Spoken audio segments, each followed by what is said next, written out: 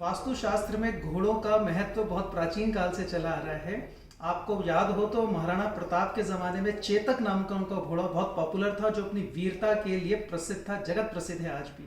तो ऐसे ही घोड़े का जो बेसिक सिंबल है वो मैस्कुलिनिटी के लिए जाना जाता है, पौरुषत्व के लिए जाना जाता है, एनर्जी के लिए जाना जाता है, अपनी एजिलिटी के लिए, स्फूर्ति के लिए जाना जाता है। और ये प्रतीक, ये सिंबल, घोड़े का कोई मूर्ति या उसके चित्र जब घर में लगाए जाते हैं तो डॉर्मेंट एनर्जीज को भी वो वाइब्रेंट में कन्वर्ट करते हैं, वहाँ पे वाइब्रेशन एक्टिवेट करते हैं,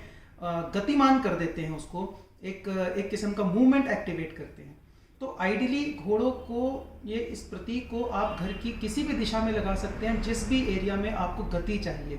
उदाहरण के लिए दक्षिण दिशा इसके लिए सबसे ज़्यादा अच्छी दिशा है। घर की दक्षिण और दक्षिण पूर्व के बीच में, यानी साउथ और साउथ ईस्ट के बीच में अगर घोड़ा आप लगाते हैं, ये मूर्ति या इसका चित्र, तो ये बेसिकली आपके कॉन्फिडेंस को बढ़ाते हैं, आपकी एग्जीक्यूशन की क्षमता को बढ़ाते हैं, आप काम को जल्दी से निपटाते हैं और उस काम के एवज में आपको प्रसिद्धि भी मिलती है, आपके काम की पहचान बनती है, आपका रिकग्निशन डेवलप होता है। और दूसरी जो व्यवस्था है, जब चीज़ें अटकी हुई हो लाइफ में, कभी ऐसा लग रहा हो कि चीज़ें अटक गई हैं, स्टैंड स्टिल हो गया है, कुछ मूव नहीं हो रहा, कुछ हिल नहीं रहा है, अटक गया है, तो फिर घोड़े का ये मूर्ति या चित्र आपको वायव्य कोण में लगाना चाहिए, वायु को जागृत करने के लिए, वायु को गतिमान करने के लिए। क्योंकि वायु जब चलेगी तो चीज़ें मोशन में आएंगी और चीज़ें घटित होनी शुरू होंगी।